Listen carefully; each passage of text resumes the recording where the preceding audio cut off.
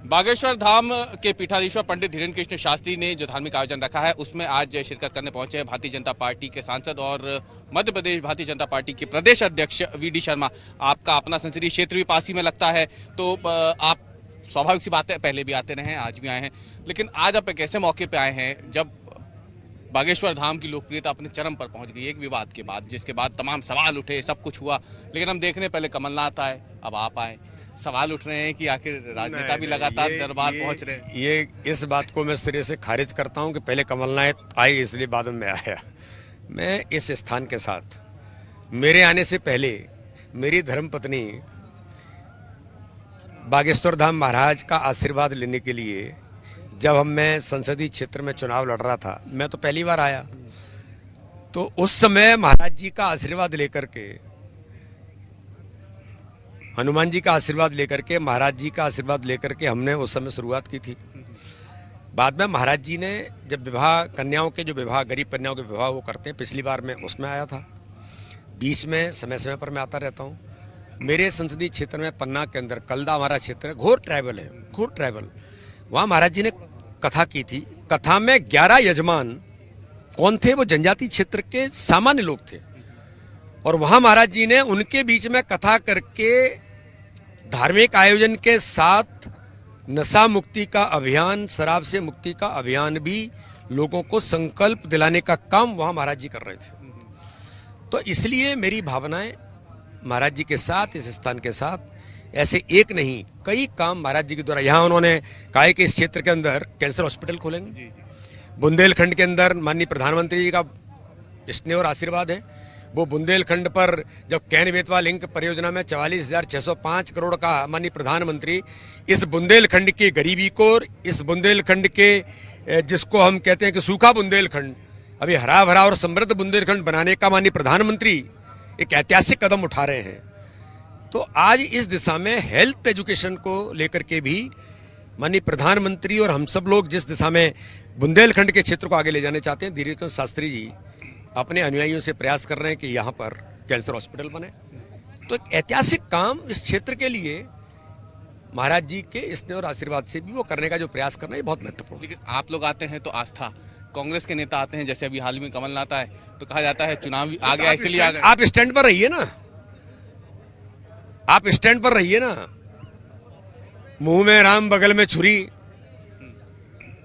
एक और आप आते हैं यहां श्रद्धा का भाव प्रदर्शित करते हो, नेता प्रतिपक्ष आक्रमण करते हैं, आपके ही दल के हैं। राम मंदिर को आप नकारते हैं, राम सेतु को आप नकारते हैं, भारत के मान बिंदुओं पर आप आक्रमण करते हैं पॉलिटिकली। तो ये तो खतरनाक है ना।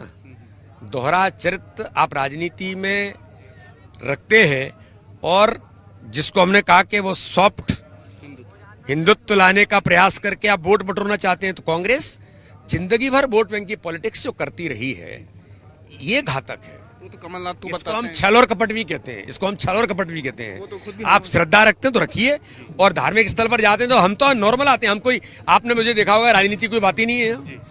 यहाँ तो भगवान का आशीर्वाद लिया, हनुमान जी का आशीर्वाद लिया और अपने काम में जुट गए।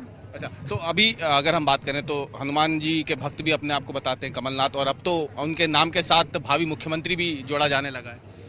अब ये भावी और अवश्य भावी अवश्य संभावी, अब इसके बारे में इस स्थान पर मैं किसी राजनीतिक दल के नेता की आलोचना करूं तो मुझे लगता है ठीक नहीं है।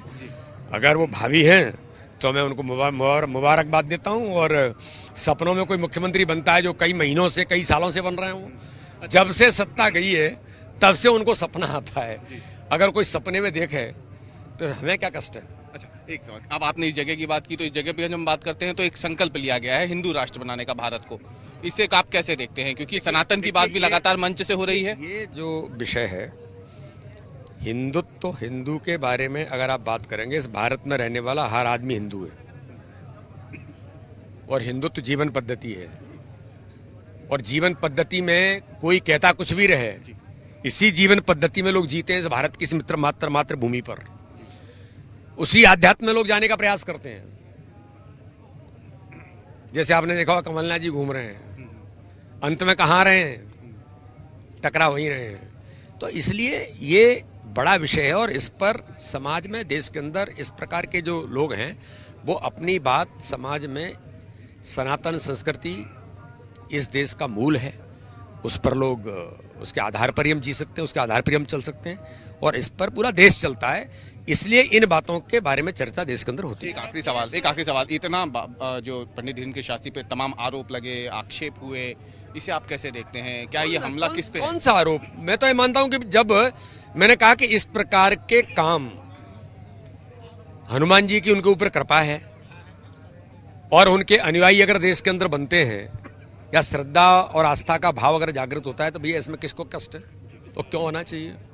हाँ, ऐसा काम कोई उन्होंने किया है क्या? मैंने तो इतने उदाहरण दे दिए कि वो आज किस प्रकार से मेडिकल के लिए, हेल्थ के लिए, इस क्षेत्र में गरीबों के लिए, गरीब कन्याओं के विवाह अभी हो रहे हैं, अभी करने वाले हैं, 18 तारीख को हम लोग सब सम्मिलित होंगे।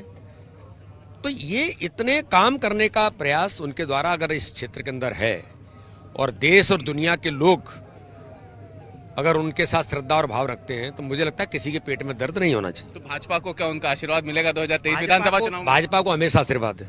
बहुत बहुत धन्यवाद बात करने के लिए। ये तो भारतीय जनता पार्टी के प्रदेश अध्यक्ष वी डी शर्मा, जिन्होंने बागेश्वर धाम पहुंचकर पंडित धीरेन्द्र कृष्ण शास्त्री का आशीर्वाद लिया, कथा में भी सम्मिलित हुए और उसके बाद ये भी साफ कर दिया कि विधानसभा चुनाव में, आगामी विधानसभा चुनाव में जो कि 2023 में संभावित है, उसमें भी भाजपा को पंडित धीरेन्द्र कृष्ण शास्त्री का आशीर्वाद पहले की तरह मिलता रहेगा। कैमरामैन अमरीश के साथ अवीश पाल सिंह, छतरपुर।